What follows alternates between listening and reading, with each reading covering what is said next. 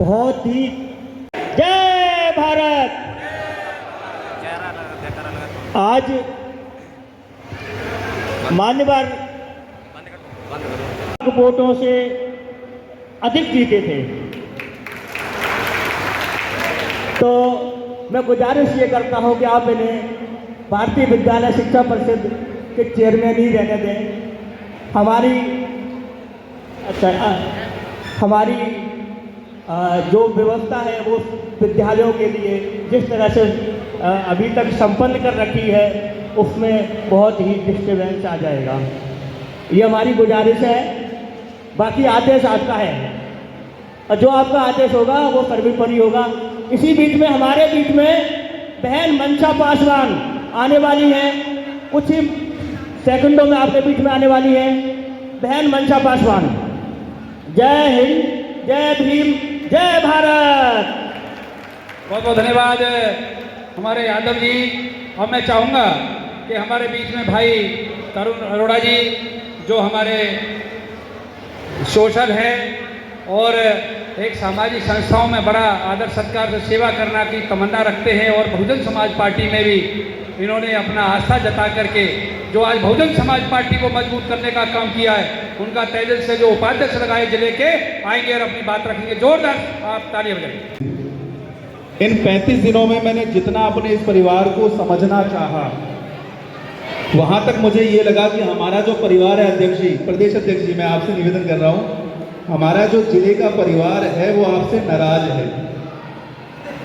हमारा जो जिले का ये परिवार है ये हमारी पार्टी से नाराज है, और इनकी नाराजगी हो भी क्यों ना। ये कहते हैं यहाँ पर लोग आते हैं, चुनाव लड़ते हैं और चुनाव लड़ करके इस परिवार से चले जाते हैं। तो हमारी पार्टी ऐसे लोगों को चुनाव में टिकट देने का काम ना करे जो सिर्फ चुनाव की लालसा से यहाँ पर।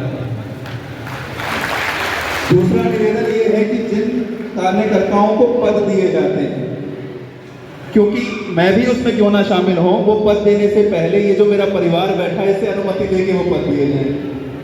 क्योंकि जब पद दे दिए जाते हैं उसके बाद या तो उन पदों का गलत इस्तेमाल होना शुरू हो जाता है, या फिर हमारे ही परिवार को और पिछाड़ने का काम शुरू कर देते हैं वो पदाधिकारी। ऐसा ही है ना जी, यही बताया था आप लोगों ने। लेकिन एक बात मैं अपनी पार्टी की तरफ से आप लोगों से भी पूछना चाहता हूं, जब कोई कार्यकर्ता हमारे बीच में आता है, हमसे टिकट मांगता है, हम उसको चुनाव के लिए टिकट देते हैं और वो उस टिकट पर चुनाव लड़ता है, और चुनाव लड़ने के बाद वो जाता है, तो हमारा मन दुखी क्यों होता है?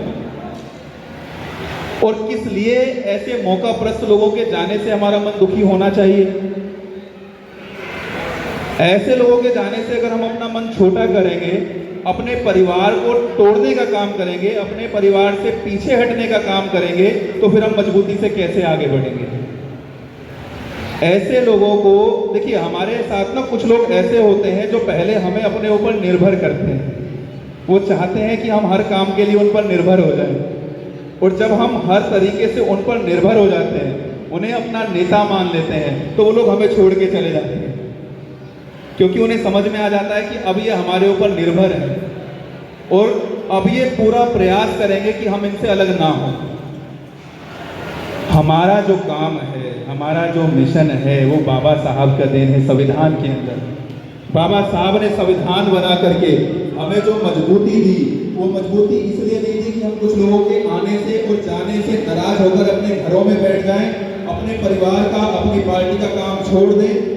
एक नाराजगी और रहती है हमारे परिवार की कई बार कि हम उनके फोटो फ्लैक्सों पर नहीं लगवा पाते। अक्सर ऐसी समस्या आती है कि कुछ साथियों के फोटो लग जाना रह जाते हैं, फ्लैक्स पर लगने से कुछ साथियों के नाम रह जाते हैं, जिससे उनका मन दुखी होता है कि हम दिन रात पार्टी के साथ काम कर रहे हैं। तो हमें चाहिए कि हम सबसे पहले अपनी कमेटियों को मजबूत करें। हमारे प्रत्येक सदस्य का नाम, उसका संपर्क सूत्र, उसकी फोटो हमारे पास डायरी में रिकॉर्ड होनी चाहिए। जब भी जिस भी क्षेत्र में जो हमारा कार्यक्रम होना है, उसकी सूचना हमारे प्रत्येक कार्यकर्ता के पास होनी चाहिए या नहीं होनी चाहिए? इसके अलावा अभी भी जो आप लोगों ने मनोनीत करके मेरे को पद दिया है, अभी मैं माफी चाहता हूं, लेकिन इस मंच से उसे मैं अभी अस्वीकार कर रहा हूं, क्योंकि मेरे जो परिवार यहाँ बैठा है इससे पूछा नहीं गया उस पद के लिए। तो जब तक मेरा परिवार जो सामने यहाँ विराजमान है वो खुद नहीं चाहेगा कि हम इस जिम्मेदारी पर लें, तब तक हम सिर्फ और सिर्फ एक कार्यकर्ता के तौर पे आप लोगों के साथ कंधे से कंधा मिला करके काम करते हैं। साथ ही पार्टी को मजबूत बनाने के लिए कुछ हमने डिस्कशन की थी, जैसे सदस्यता अभियान अभी हम शुरू कर रहे हैं। इसके साथ ही हमारा प्रयास रहेगा कि हमारे प्रत्येक कार्यकर्ता के घर पे नीला झंडा लहराता हुआ दिखाई देना चाहिए, और हम झंडा लगाने का अभियान शुरू करने का निवेदन करेंगे अपने प्रदेश अध्यक्ष जी से।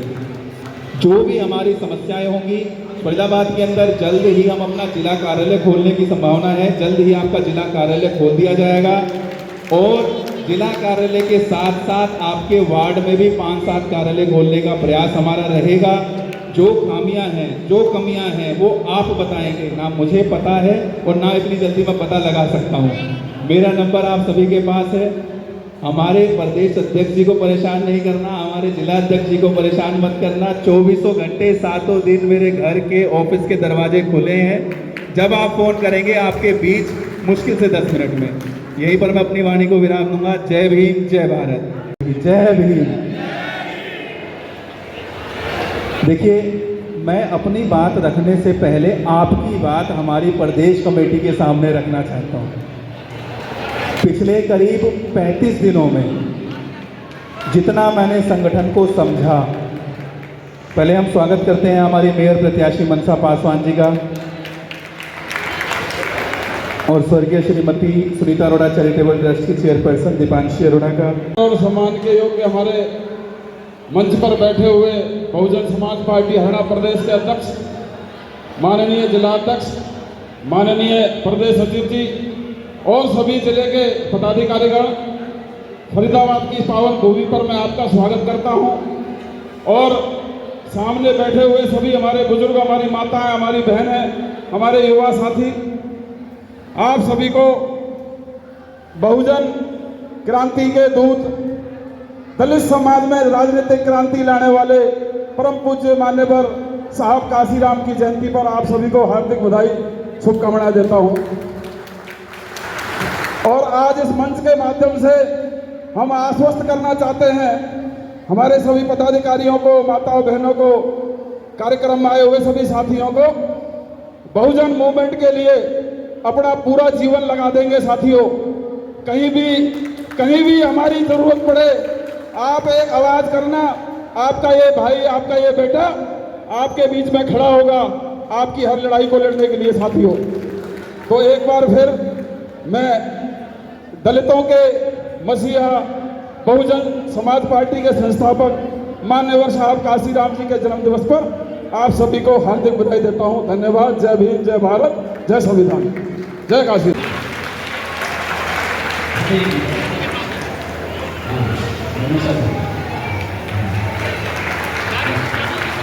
भाई साथियों, मैं चाहूंगा बैठेंगे।